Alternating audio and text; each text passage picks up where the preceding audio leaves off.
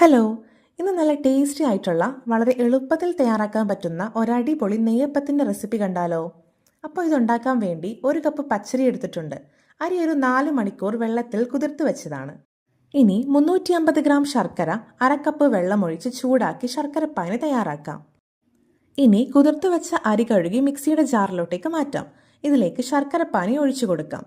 ഇനി ഇതിലേക്ക് 4 ഏലക്കയും ആവശ്യത്തിന് ഉപ്പും കൂടെ ചേർത്ത് നന്നായിട്ട് അരച്ചെടുക്കാം. അരച്ചെടുത്തതിന് ശേഷം ഇത് ഒരു പാത്രത്തിലോട്ടേക്ക് മാറ്റി 4 ടേബിൾ സ്പൂൺ മൈദ ചേർത്ത് നന്നായിട്ട് മിക്സ് ചെയ്ത് കൊടുക്കാം. ഇനി ഒരു പാൻ വെച്ച് നെയ്യ് ചേർക്കാം. ചൂടായതിനു ശേഷം ഇതിലേക്ക് തേങ്ങാക്കൊത്ത് ചേർത്ത് മൂപ്പിച്ചെടുക്കാം.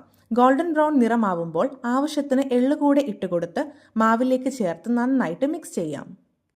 ഇനി ഒരു പാത്രത്തിലേക്ക് എണ്ണ ഒഴിച്ച് ചൂടാവുമ്പോൾ ഓരോ തവിയായി മാവ് ഒഴിച്ചു കൊടുത്ത് 2-3 തവണ തിരിച്ചിട്ട് കൊടുത്ത് ഫ്രൈ ചെയ്തെടുത്താൽ അടിപൊളി നെയ്യപ്പം റെഡി.